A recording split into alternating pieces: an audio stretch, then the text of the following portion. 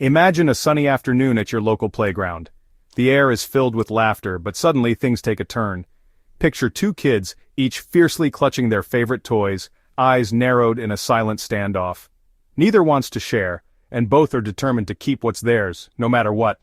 The tension is thick, and you can almost feel the storm brewing as they size each other up, unwilling to budge. "You can't have my Lego!" shouts one, hugging the colorful blocks to their chest as if they're made of gold. The other child's face flushes with frustration, their hands gripping their own toys even tighter. "Fine! Then you can't have my G.I. Joes!" yells the other, voice rising above the playground noise. Now both kids are locked in a battle of wills, each convinced they're in the right, neither willing to compromise. This isn't just a playground spat, it's a perfect metaphor for what happens on the world stage. Instead of toys, imagine countries, each with their own prized goods and resources. When nations refuse to share or cooperate, it's called a trade war.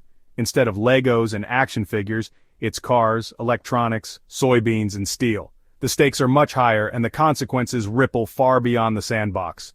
Right now, the biggest playground rivalry is between the United States and China. These two economic giants are locked in a tense standoff, each trying to protect their own interests while challenging the other's power. Negotiations are tense, and every handshake or glare makes headlines around the world. Instead of grabbing toys, they use tariffs, special taxes placed on imported goods. When one country slaps tariffs on another's products, it's like putting up a wall, making it harder and more expensive for those goods to cross the border. The hope is that this will pressure the other side to give in, but it rarely works out so simply. The idea behind tariffs is straightforward. Make foreign products pricier, so people will buy more local goods instead. On paper, it sounds like a clever way to boost your own economy and protect local jobs, but in reality, things get complicated fast, prices go up, choices go down, and everyone starts to feel the pinch. It's a bit like trying to win an argument by punching yourself in the face. Sure, you might hurt the other person, but you're definitely hurting yourself too. Businesses struggle, costs rise, and the economy takes a hit on both sides. And here's the real kicker. It's not just the countries fighting who suffer. Everyday people, families, workers, shoppers end up paying the price. Factory workers worry about their jobs, families notice groceries getting more expensive, and sometimes store shelves start to look a little emptier. Trade wars might start with leaders and politicians, but their impact is felt by all of us, in ways big and small. Currently, the U.S. has slapped a whopping 145% tariff on some Chinese imports. China, not to be outdone, retaliated with a 125% tariff on certain U.S. goods. Think electronics, machinery, even food getting way pricier. Imagine walking into the store and your favorite gadget now costs like twice as much. That's the reality for businesses and consumers caught in the crossfire. And it's not just about higher prices. Companies are delaying investments, jobs are at risk, and the global economy is feeling the squeeze. Remember, when elephants fight, it's the grass that suffers. Now, even the U.S. Treasury Secretary, the guy who manages America's money, is waving a red flag. He recently called the trade war unsustainable, hinting that it's draining the U.S. economy. Think of it like this. You wouldn't keep pouring money into a broken vending machine, would you? At some point, you gotta cut your losses. That's what the Treasury Secretary is suggesting. This isn't just some random bureaucrat complaining. It's a clear sign that the administration knows this trade war is causing serious damage. Ironically, despite the economic alarm bells, formal trade talks between the U.S. and China are on hold. It's like they're stuck in a screaming match but refuse to sit down and actually talk things out. Sure, there have been whispers of phone calls and potential meetings, but nothing concrete. Meanwhile, the tariffs remain, and the economic uncertainty festers. This stalemate only deepens the sense of unease in the global market. Businesses thrive on predictability, and right now the future feels about as stable as a Jenga tower built by a toddler. The trade war's fallout isn't limited to just the US and China. Global markets are jittery, with stock prices swinging like a pendulum on a caffeine high. Interest rates on US debt are also climbing, making it more expensive for America to borrow money. Think of it like this. Imagine throwing a rock into a pond. The initial splash is just the beginning. The ripples spread outward, affecting everything in their path. That's the trade war's impact on the global economy. And as the uncertainty drags on, those ripples threaten to become full-blown waves, potentially capsizing businesses and economies around the world. President Trump, a man who has built his public persona on the idea of being a master negotiator and deal-maker, is rarely one to shy away from a Twitter tirade. His social media presence has become almost as iconic as his red, "Make America Great Again" hat, and he's never been afraid to use Twitter as a tool to broadcast his opinions, vent his frustrations, or even announce major policy decisions. In the past, he's used the platform to lambaste opponents, praise allies, and of course weigh in on the ongoing trade war with China. Yet, in a surprising twist, Trump has been unusually quiet about the unsustainable label that critics and economists have slapped on his trade war. The media has been abuzz with headlines questioning the effectiveness of his tariffs and the long-term impact on the American economy, but the president, who usually relishes a good fight, has chosen to keep a lower profile on this particular criticism. Despite the mounting skepticism, Trump remains steadfast in his insistence that a deal with China is not only possible, but inevitable. He continues to project confidence, often telling supporters and the press that negotiations are progressing and that the United States will come out on top.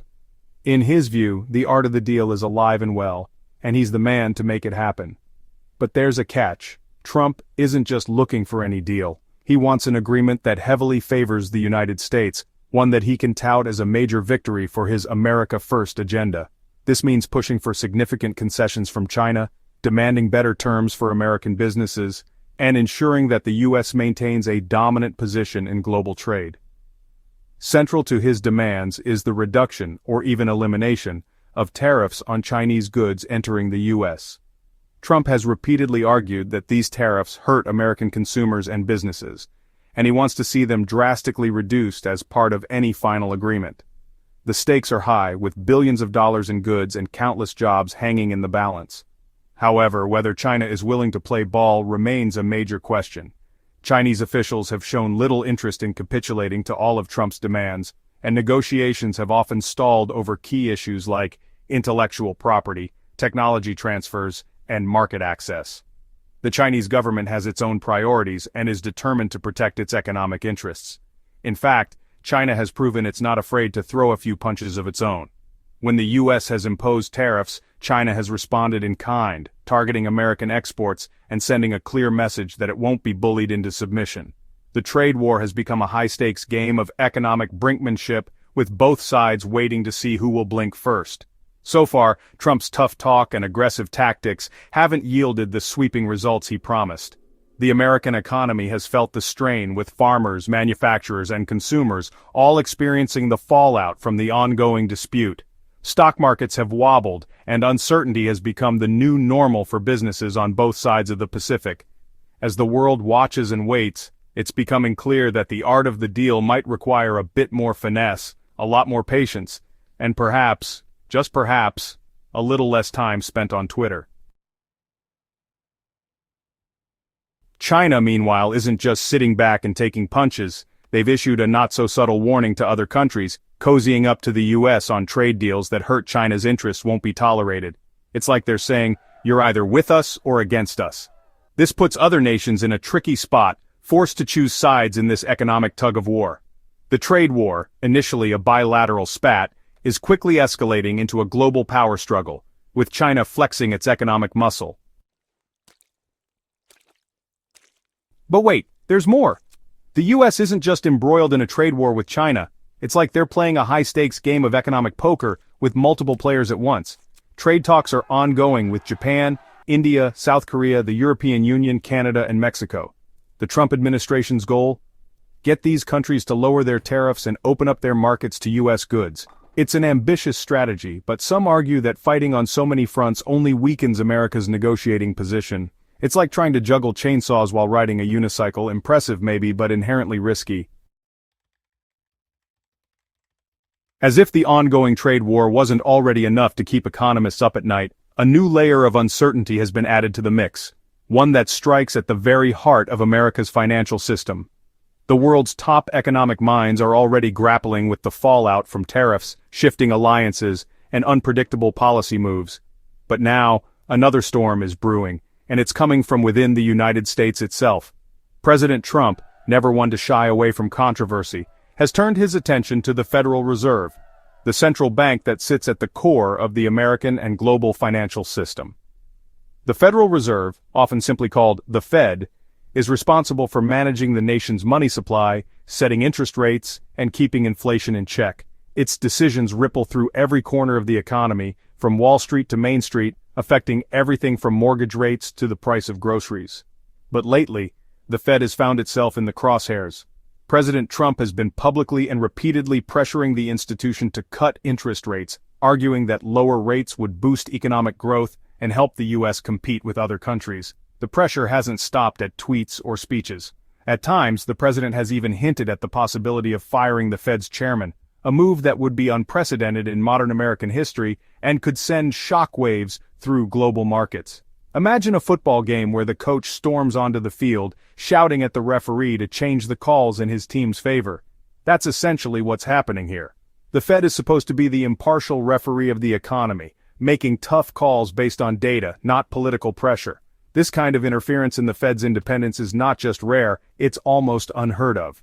Economists and financial experts are sounding the alarm, warning that undermining the Fed's autonomy could erode trust in the entire financial system. If investors start to believe that monetary policy is being dictated by politics rather than sound economics, the consequences could be severe. Throughout history, the Fed's independence has been seen as a cornerstone of economic stability. Past presidents have sometimes disagreed with the Fed, but rarely have they taken their grievances so public or so personal. The current situation is testing the boundaries of that tradition. In sports, when the referee's authority is undermined, chaos often follows. The same is true in economics. If the Fed is seen as just another arm of the political machine, its ability to steer the economy through rough waters could be compromised. Already we're seeing signs of anxiety in the markets. Investors are jittery, unsure whether to trust the signals coming from the Fed or the noise coming from Washington. Businesses are holding back on investments, waiting to see how this power struggle will play out. So what's the end game here? Will the Fed hold its ground, or will political pressure force its hand? Will the trade war escalate, or will cooler heads prevail? The truth is, nobody knows for sure. The only certainty is uncertainty itself. What we do know is that the current standoff between the U.S. and its trading partners, and now between the White House and the Fed, can't last forever. Tariffs, threats, and economic brinkmanship are already taking a toll on businesses, workers, and consumers on both sides of the Pacific. At some point, something's got to give. Maybe it will be a negotiated settlement that brings relief to global markets. Maybe it will be a deeper economic decoupling with the US and China going their separate ways. Or maybe, just maybe, we'll find a new way forward that nobody has thought of yet. Whatever happens, the ramifications will be felt far beyond Washington or Beijing. The world is watching, and the stakes couldn't be higher. From Tokyo to London, from Sao Paulo to Johannesburg, the ripple effects of these decisions will shape the global economy for years to come. So buckle up, folks. The road ahead is uncertain, and the ride is likely to get even bumpier before things smooth out. In times like these, one thing is clear. The buck may stop here, but the impact will be felt everywhere.